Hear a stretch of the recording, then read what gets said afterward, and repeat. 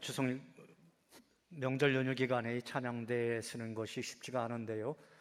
그렇게 잘 섬겨주셔서 너무나 감사를 드립니다. 우리 옆에 계신 분들하고 이렇게 인사할까요? 행복한 추석 명절 되십시오. 용혜원 시인이 쓴 시 가운데 추석에 고향 가는 길이라고 하는 시가 있어요. 그 시의 서두는 이렇게 시작을 합니다. 늘 그립고 늘 보고픈 고향, 둥근 달덩이 하늘에 두둥실 떠오르는 추석이 다가오면 발길이 가기도 전에 마음은 벌써 고향에 가 있습니다. 세월이 흘러도 변하지 않는 고향. 비단 시인만 그런 것이 아니라 추석은 우리 모두에게 고향을 그리는 마음이 오롯이 담겨 있는 날이기도 하지요. 어느덧 추석이 하루 앞으로 다가왔습니다.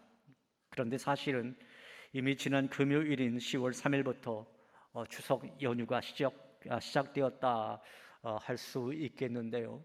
그래서 우리 교인들 중에 지금 시골에 고향에 내려가 계신 분도 계실 것이고, 이 예배를 드린 후에 또 고향 땅으로 가시는 분도 계실 것입니다. 아무튼 이틀 전부터 많은 분들이 이제 고향을 향하시느라 고속도로나 국도가 넘치는 차량으로 저 화면에 보듯이 저렇게 가득한 것을 볼 수 있습니다. 그래도 지금은 도로가 좋아지고 고속도로도 많아져서 고향 가는 길이 예전처럼 그렇게 막히지는 않는 것 같아요. 30여 년 전쯤이었는데요. 제가 그때 아직 결혼하기 전에 한 번은 추석을 앞두고 고향을 가는데, 서울에서 제 고향까지가 143km 정도 되거든요. 그런데 그 고향길을 23시간에 걸쳐서 간 적이 있었습니다. 왜냐하면 그때가 서해안 고속도로가 완성되기 전이었던지라 수원에서 평택 쪽을 가는데 수원에서 평택까지 16시간 걸렸어요. 왜냐하면 계속 병목이 생겨가지고 사촌 형이 이제 운전하는 차를 탔는데 제가 걸어가는 것이 훨씬 더 빨랐었습니다. 아무튼 그 당시 고향 가는 길은 한마디로 고난의 행군길이었어요. 그럼에도 고향을 향하는 그 발걸음은 언제나 푸근했던 것 같습니다. 추석은 우리 민족의 최대 명절이지요. 추석이 오면 누구나 마음이 따뜻해집니다. 1년의 농사를 수확하는 때가 바로 이때이고, 모든 자연의 색깔이 최고의 아름다움을 나타내는 때도 바로 이때이지요. 객지에 나가 살던 사람도 이제 고향으로 돌아가서 그리운 부모님과 형제들을 만나 그동안 살아온 이야기를 나누는 날이 바로 이날이요. 핵곡식으로 송편을 해놓고 핵과일을 나누어 먹으며 우리 민족이 같은 마음으로 축제의 날로 지키는 날이 바로 이날 추석날입니다. 추석은 가을 추자의 저녁 석자로 이루어진 말. 그래서 저 화면에 보듯이 가을 저녁이라고 하는 뜻인데요, 가을 밤 중에서 가장 큰 보름달, 유난히 밝은 달이 뜨는 좋은 날이다라고 하는 그런 의미를 가지고 있습니다.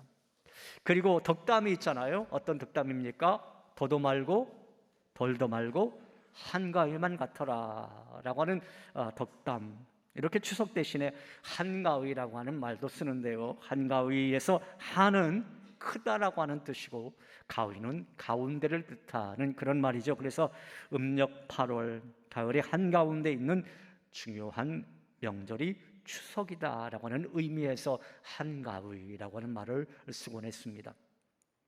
예로부터 우리 민족은 감사를 아는 민족이었던 것 같아요. 우리나라는 원래 농업국가 아니었습니까?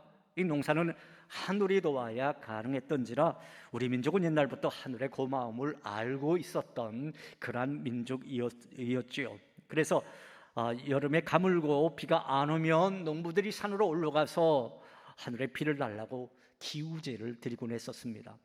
그러니까 이 땅에 기독교가 들어오기 훨씬 이전부터 우리 민족은 하늘에 감사하고 하늘을 섬기며 살아온 민족이었다라는 거예요. 그리고 핵곡식이 나오는 추석 때는 핵곡식으로 떡을 만들고 온 동네 사람들이 모여 나누며 하늘에 감사를 드리는 감사제를 올리곤 했었습니다.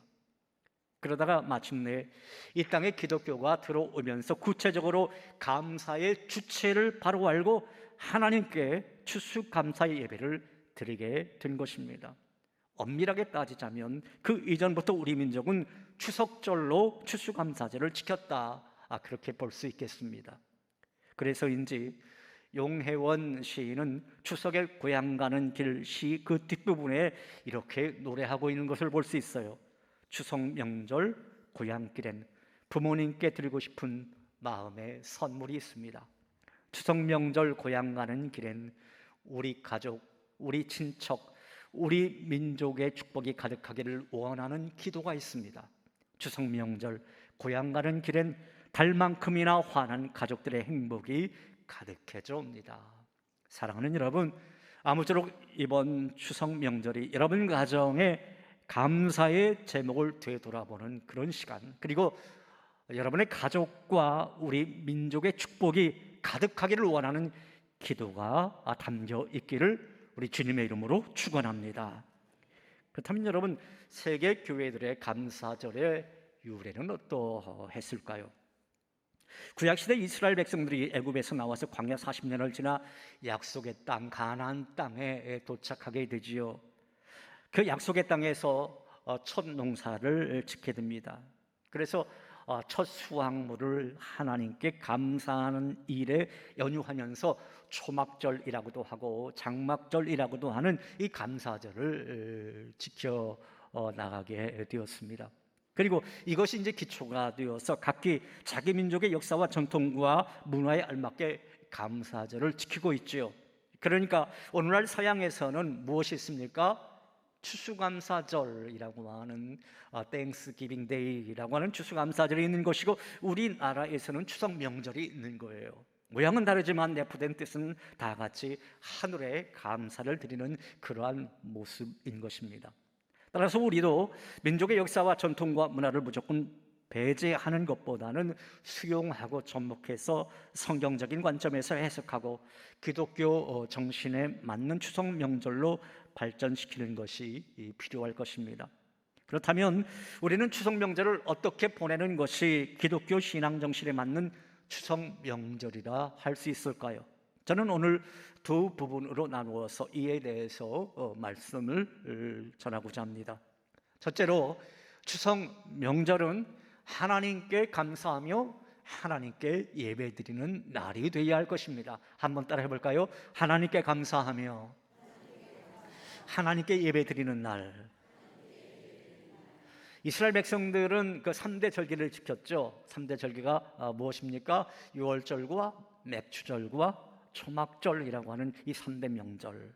그 중에 유월절이라고 하는 것은 그 패스오버라고 해서 이제 출애굽한 것에 대한 그런 기념일이었다라고 한다면, 이 맥추절과 초막절 명절은 이 첫 열매를 하나님 앞에 드렸던 그런 날이었어요. 자, 오늘 보면 10절에 있는 말씀 보면 그 내용이 나와 있습니다. 10절 같이 읽어봅니다. 여호와여, 이제 내가 주께서 내게 주신 토지 소산의 만물을 가져왔나이다 하고 너는 그것을 내 하나님 여호와 앞에 두고 내 하나님 여호와 앞에 경배할 것이며, 이스라엘 백성들이 명절을 꼭 명절에 꼭 지켜야 할 것이 있었습니다. 그것은 그 땅의 만물, 여러분 만물이 뭡니까? 첫 열매죠. 첫 열매를 하나님께 바치며 예배하는 것이었어요. 그렇게 지켜야 하는 이유가 본문에도 잘 나타나 있지요. 그것은 하나님의 은혜를 잊지 아니하고 감사하는 것이 하나님의 백성으로서의 마땅한 도리임을 알고 있었기 때문에 그랬던 것이죠. 이스라엘 백성들은 본래 애굽의 노예 상태 속에 있었지 않았습니까? 그런데 하나님께서 그들에게 큰 민족을 이루게 하셔서 애굽 땅에서 인도에 내어서 하나님께서 약속하신 좋은 땅, 젖과 꿀이 흐르는 가나안 땅을 차지할 수 있도록 도와주셨어요. 이 가나안 땅의 주인이신 하나님에 대한 말씀이 본문 1절과 2절과 3절과 9절 말씀 속에서 반복되어져 나오고 있어요. 그 반복되는 문구가 여러분 무엇인지 아십니까? 바로 이 말씀입니다. 내 하나님 여호와께서 내게 주신 땅이라고 하는 말씀이에요. 여러분 한번 따라 해보겠습니다. 내 하나님 여호와께서 내게 주신 땅. 자, 그러니까 이스라엘 백성이 얻은 그 땅은 어떤 땅이라고요? 하나님께서 선물로 주신 은혜의 땅이다라고 하는 거죠. 그 땅에서 지금 이스라엘 백성들이 농사를 지은 거예요. 그래서 첫 소산을 얻은 것입니다. 그때 이스라엘 백성들의 토지 소산의 첫 열매를 가지고 하나님 앞에 가지고 나와서 감사의 제사를 드렸던 거예요. 이것은 하나님으로부터 받은 선물입니다. 그러한 그 감사하는 뜻에서 토지 소산물의 첫 것을 하나님께 다시 돌려드린다라고 하는 의미가 담겨져 있었어요. 바로 이것이 이스라엘 명절 이야기가 간직하고 있는 아름다운 전통이라고 할 수 있겠습니다. 여러분, 마찬가지로 우리 민족의 추석 명절도 하늘과 조상에 감사하는 뜻을 지닌 명절이라고 할 수 있어요. 일찍이 우리나라 농부들은 하늘과 조상에 늘 감사하는 마음이 있었습니다. 농사는 절대적으로 하늘의 도움과 조상의 은혜를 입어야 가능하다고 믿고 있었어요. 그래서 농사를 지어 첫 곡식을 거두어서 하늘과 조상에게 제사를 드렸던 거죠. 그것이 추석 명절이었던 겁니다. 그런데 이러한 의미가 담겨있는 우리 민족의 추석 명절과 이스라엘 백성들의 명절에 큰 차이가 있다고 한다면 여러분, 그것이 무엇일까요? 그것은 우리 민족은 조상들에게 제사를 드렸다라고 하는 데 있는 것이고요, 이스라엘 백성들은 누구에게 예배 드렸다고요? 하나님께 예배를 드렸던 거죠. 이 차이가 있는 거예요. 하나님을 모르던 시대, 즉 복음을 듣지 못하던 옛 어른들이야 농사가 잘 되어 풍요롭게 되고 평화로운 것이 하늘과 조상의 은덕으로 여기면 어떻게 보면 당연하고도 아름다운 미풍양속일 것입니다. 그러나 이제는 여러분 어떤 시대인가요? 이제는 하나님의 말씀이 우리들에게 전하여졌고 이 세상을 창조하시고 섭리하시는 하나님, 비도 주시고 태양도 주시고 일할 힘과 지혜와 건강을 주시는 분이 하나님임을 우리는 알고 있습니다. 그렇다면 이제 예배의 대상을 조상이 아니라 우리 가운데 역사하시는 하나님으로 바꾸어 바르게 감사하고 예배 드리는 것이 마땅한 것이지요. 사실 이런 추석 명절을 맞을 때마다 우리 기독교인들을 괴롭히는 것이 있으니 바로 기독교인들의 제사 문제 아니겠습니까? 저 화면에 봐도 제사 드리는 것이 이제 괜찮을까요? 라고 하는 그런 질문이 있네요.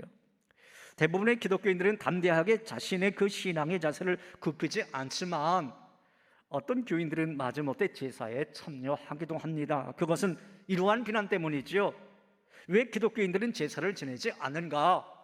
기독교는 불효의 종교가 아닌가라고 그렇게 믿지 않는 분들이 비난을 하거든요. 그래서 우리 기독교인들을 괴롭히고 있더란 말입니다. 그런데 여러분, 제사를 왜 안 지내느냐라고 하는 비난을 가만히 생각해 보니까 여러 가지 그런 이유가 있겠지만 사실 음식 문제 또한 있더라고요. 그 중에 하나, 일부분이지만 음식 문제 또한 있어요. 여러분, 옛날에는 배고픈 시절 아니었습니까? 그래서 무슨 제삿날이나 결혼식 또는 환갑잔치를 동네 사람들이 많이 기다렸어요. 제가 어렸을 때 정말 그랬었습니다. 어느 집 환갑잔치 하나하나. 여러분, 그때 저 어렸을 때는 대부분 환갑잔치를 했잖아요. 그렇죠? 그랬었는데 그 하나하나 늘 기다렸었어요. 그리고 저의 고향 동네에 아주 별난 어르신이 한 분 계셨는데요. 그분은 동네 사람들의 제삿날, 잔칫날 다 꿰고 있었습니다. 이 집 제삿날은 몇 월 며칠, 저 집 제삿날은 몇 월 며칠, 그리고 혼산날은 언제, 이걸 쫙 꿰고 있었어요. 그리고 그 제삿날이나 잔칫날에 자기를 미리 초청하지 않으면 어떻게 했는지 아세요? 그 집에 일부러 그 낮에 삽이나 낫을 빌리러 갑니다. 그러면 제사 음식을 준비하던 그 식구들이 어떤 말을 했을까요? 아저씨, 오늘 우리 집 제삿날인데 꼭 오셔서 약주 한잔 하셔야죠. 그런 말을 꼭 했죠. 그러면 마지못해서 아유 고맙소 하고 꼭 와서 드시고 나셨던 그러한 어르신이 계셨습니다. 이런 사람의 입장에서 보면 어떨까요? 기독교인들이 제사를 안 지내고 추도 예배를 드리면서 간소하게 지내는 것, 여러분 얼마나 못마땅하겠습니까? 그래서 추도 예배를 드리더라도 음식을 많이 차려서 동네 어른들 섭섭하지 않게 모시는 시골 가정도 종종 봤습니다. 솔직히 우리나라에서는 아직도 제사를 지내지 않으면 천벌을 받거나 후손이 잘 안 풀린다라고 하는 그런 고정관념 때문에 안 믿는 가족들을 설득해서 제사 대신에 추도 예배를 드리는 거, 이거 쉽지가 않습니다. 더욱이 우리나라는 무속신앙과 미신이 아직도 판을 치는 그런 나라 아니겠습니까? 이런 분위기 속에서 기독교인들이 제사를 지내지 않으려는 것은 우리 기독교인들에게 너무나 힘든 문제더라라는 말이죠. 많은 어떤 그 비난과 핍박을 감수해야 하는 일입니다. 그러다 보니 많은 성도들이 목회자에게 이런 질문을 던집니다. 목사님, 제사 지내면 죄가 되는 겁니까? 돌아가신 부모님에게 절하는 것도 우상 숭배인가요? 제사 때문에 가족 간에 불화가 생긴다면 오히려 전도의 문을 막는 것 아니겠습니까? 그런 질문. 여러분은 이에 대해서 어떻게 생각하십니까? 그런데 여러분, 제사라는 절차를 유심히 한번 보십시오. 분명 조상을 신으로 모시고 예배하는 행위로 진행되고 있음을 볼 수가 있어요. 그리고 복을 달라라고 하는 기원이 담겨 있는 것을 볼 수가 있습니다. 이것은요, 10계명의 제1계명과 2계명을 범하는 행위인 거죠. 우리나라 제사법에 의하면 죽은 사람을 신주로 모십니다. 저 앞 화면 그 제사상 중앙에 글을 써놓은 것이 바로 신주죠. 유교 의식에 따라서 제사 지낼 때면 꼭 지방이라고 하는 거, 여러분도 많이 들어보셨을 거예요. 지방이라고 하는 것을 써 붙이는데 생전 벼슬을 못한 사람에게는 현고 학생 부군 신의, 그렇게 써 붙였고요. 그리고 여자인 경우에는 현고 학생 시 신의라고 쓴 위에 절을 2번 하게 되어 있습니다. 여기 쓰여진 신위에서의 신자가 한자로 무슨 신자요? 귀신 신자거든요. 또 제사 순서에 보면 조상의 영이 참신하고 강신한다라고 하는 순서가 있어요. 즉 분양 재배하며 초혼, 독축, 아헌, 종혼의 순서로 제사를 진행하는데, 이것은 죽은 사람의 영이 온다라고 믿고 하는 의식인 거예요. 그 목적은 조상들이 복을 내려주셔서 이렇게 1년 농사 잘 짓게 되었고 가족이 평안하고 후손들이 잘 되기를 바라는 마음 때문이었습니다. 그런데 여러분, 성경에서는 하늘에 계신 하나님과 예수 그리스도 외에는 그 어느 곳에도 예배드리거나 신으로 섬기는 것을 금하고 있습니다. 우리가 요한계시록을 보면은요, 천사가 요한에게 나타났을 때에 요한이 여러분 어떻게 하는지 아세요? 요한이 엎드려서 천사에게 경배하려고 해요. 그때 천사가 요한에게 절하지 못하게 합니다. 이 말은 하늘에서 내려온 천사까지도 우리의 예배될 대상이 돼서는 안 된다라고 하는 것을 교훈해 주고 있는 그러한 말인 거예요. 그런 의미 안에서 우리는 제사를 생각해 보아야 할 것입니다.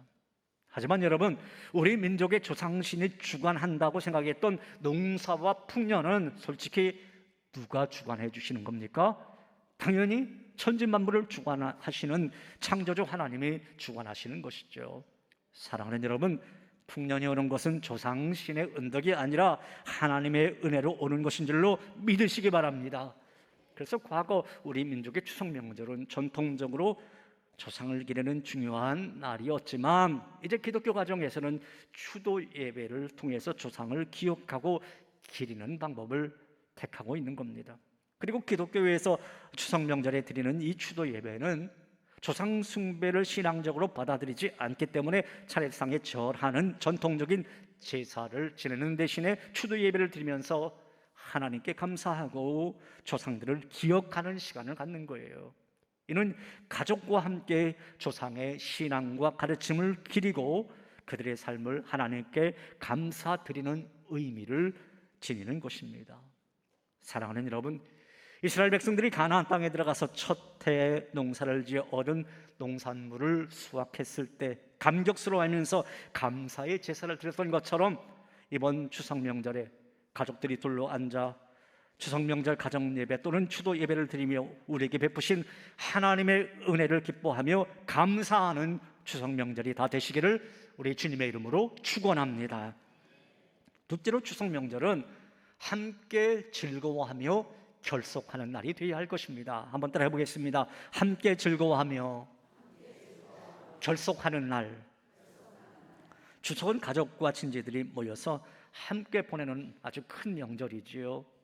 그러나 우리 박성진 장로님이 아까 기도 시간에 기도했던 것처럼 이 가족이라고 하는 단어를 떠올리면 아픔의 상처만 남아있는 분들이 있습니다. 그분들에게는요, 추석은 기다려지도 반갑지도 않은, 어찌 보면 골마버린 상처를 건드려서 더 아프고 슬픈 날에 불과합니다. 아무리 기다려도 누구도 찾아오지 않을 뿐더러 그 흔한 송편 한 쪽도 먹을 수도 없는 아주 쓸쓸하고 배고픈 날이기 때문인 거죠. 옛날 이스라엘에도 그런 사람이 있었던 모양이에요. 그래서 오늘 보면 11절에 있는 말씀 보면 하나님께서 이스라엘 백성들에게 이러한 당부의 말씀을 하십니다. 자, 함께 11절 말씀 같이 읽어보겠습니다. 네 하나님 여호와께서 너와 네 집에 주신 모든 복으로 말미암아 너는 레위인과 너희 가운데 거류하는 객과 함께 즐거워할지니라. 하나님께서 명절에 같이 즐거워해야 할 대표적인 사람들을 여기서 언급하고 있어요. 레위인과 그들 중에 거류하는 객을 언급하고 있습니다. 여기 언급된 레위인과 객은 이스라엘 공동체 안에 속해 있긴 하지만 뭐가 없느냐? 땅이 없는 거예요. 기업으로 물려받은 땅이 없습니다. 그러했기에 그들은 명절이 되어서도 농사를 지어서 그 소산을 많이 거둠으로 인한 즐거워해야 할 일도 없는 거예요. 그래서 우리 하나님께서는 너희만 즐거워해서는 안 된다, 그렇게 하지 말고 그러한 레위인과 객들도 함께 즐거워할 수 있도록 받은 풍성한 복을 나눌 수 있어야 된다, 그렇게 말씀하고 있는 거죠. 그 외에 고아와 과부들과도 나눔으로 그들을 위로하고 그들에게 하나님이 은혜 주심을 맛볼 수 있게 하라고 하는 말씀이 오늘 이 본문 11절에 있는 말씀인 거예요. 여러분, 추석에 먹는 떡이 무슨 떡이죠? 송편. 송편 이번 명절에 하셨나요? 뭐 이렇게 예라고 하는 분보다 아니라고 하는 분이 더 많은 것 같아요. 옛날에는 꼭 송편을 했는데 요즘은 뭐 귀찮으니까 사 드시죠. 왜 아예 떡을 안 드시는 분도 있고. 송편이라고 하는 말은 원래 소나무 송자에 떡병자를 써서 송병이라고 불렀지 않습니까? 맵쌀 가루를 반죽해서 모시 조개 모양으로 송편을 빚습니다. 그리고 시루 밑에 여러분 무엇을 깔아요? 꼭 솔잎을 깔죠. 푹 김을 올려 짭니다. 그리고는 꼭 한 접시를 담아서 어렵게 사는 이웃들에게 보내곤 했어요. 그 삶이 우리 조상들의 삶이었습니다. 우리 어르신들의 삶이었어요. 추석은 즐거운 잔치가 있어서 어른과 아이 할 것 없이 모두 즐거운 날이어야 합니다. 그런데 즐겁지 않은 사람들도 꼭 있더란 말이죠. 가족이 없는 사람들은 더 외로울 것이고, 물질이 없는 사람들은 더 초라할 것이고, 멀리 떨어져 나온 사람들은 더 쓸쓸할 수밖에 없습니다. 이런 이들도 배려할 수 있는 마음의 여유가 추석 명절에 우리 가운데 있다라고 한다면 우리 주님께서 기뻐하실 것이다 라는 것이죠. 그런데 여러분, 명절이 함께 즐거워하며 결속하는 날이 되어야 하는데, 솔직히 요즘 추석 같은 명절이 가정주부들에게는 하나도 즐겁지 않다라고 그래요. 여러분, 그 이유를 잘 아시죠?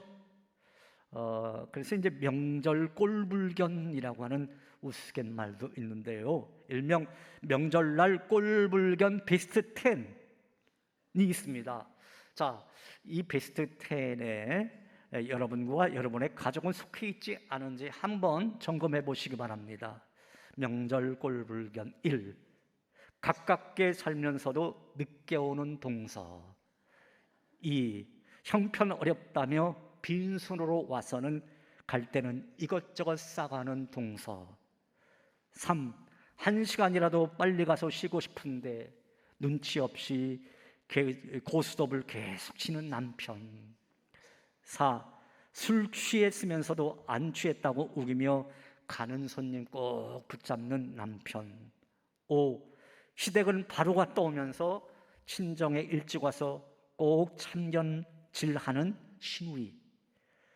6. 잘 놀다가 꼭 부침개 부칠 때는 와서 식용유 엎어버리는 조카 녀석. 7. 기름 냄새 맡으며 간신히 붙여놓은 부침개를 날름 집어먹는 남편.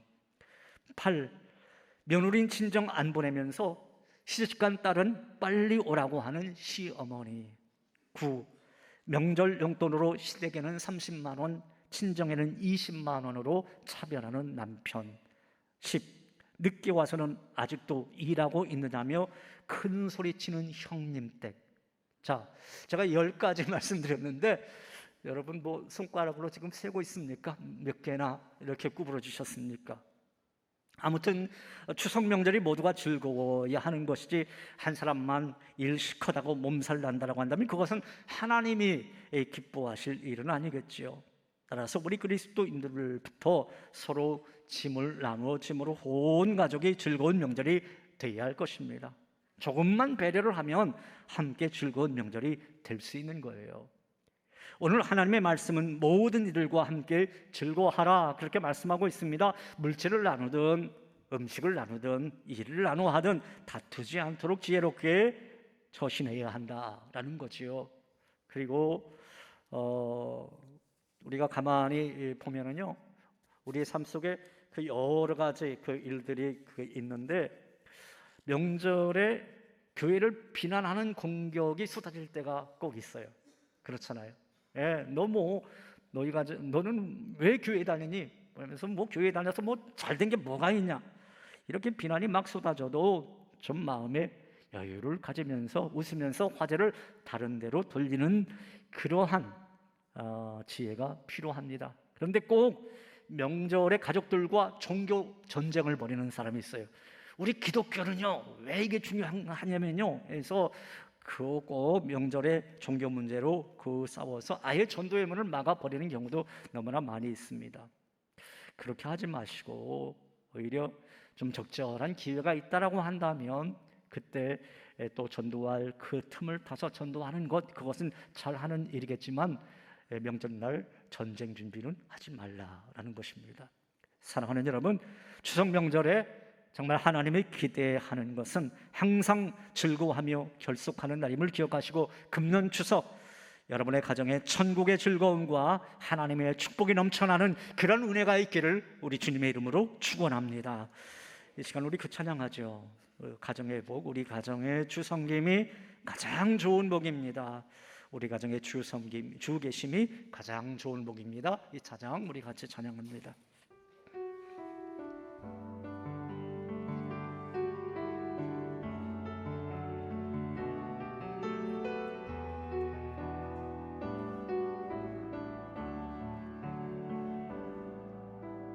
우리 가정의 주 섬김이 가장 좋은 복입니다. 우리 가정의 주 계심이 가장 좋은 복입니다. 다시 한번 우리 가정의 주 섬김이 우리 가정의 주 섬김이 가장 좋은 복입니다. 우리 가정의 주 계심이 가장 좋은 복입니다. 주가 지키시고 항상 인도하니 우리 가정에는 두려움 없네. 살아가는 동안 항상 인도하며 함께 예배하며 살아가리라. 우리 가정이 건강하고 우리 가정 건강하고 예배할 수 있는 것이 세상 그 어떤 보물보다 가장 좋은 복입니다. 주가 지키시고 항상 인도하니 우리 가정에는 두려움 없네. 살아가는 동안 항상 찬송하며 함께 예배하며 우리 양손 높이 들고 주가 지키시고 주가 지키시고 항상 인도하니 우리 가정에는 두려움 없네. 살아가는 동안 항상 찬송하며 함께 예배하며 살아가리라. 함께 예배하며 함께 예배하며 살아가리라. 할렐루야. 우리 가정을 함께 예배하며 살겠습니다. 저는 이번 추석 명절 여러분 모두 행복하고 풍요로운 한가위를 보내셨으면 참 좋겠습니다. 시편 67편 6절에 있는 말씀 보면 땅이 그의 소산을 내어 주었으니 하나님 곧 우리 하나님이 우리에게 복을 주시리로다 라고 하는 말씀이 있습니다. 추석은 모두에게 좋은 날이죠. 모든 것이 풍성해서 좋습니다. 은혜를 돌아보고 감사할 수 있어서 참 좋습니다. 또 사랑하는 사람들을 많이 만날 수 있어서 좋고 모두가 함께 즐거워할 수 있어서 좋습니다. 그러나 무엇보다도 우리 가정이 주를 섬기고 우리 가정의 주 계심이 가장 귀한 축복인 줄로 믿습니다.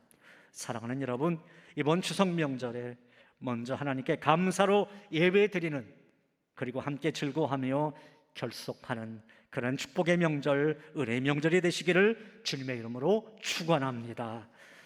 하나님 아버지, 이렇게 추석 명절 하나님께서 허락해 주심을 참으로 감사드립니다. 하나님, 이스라엘 백성들이 첫 열매를 드렸던 그러한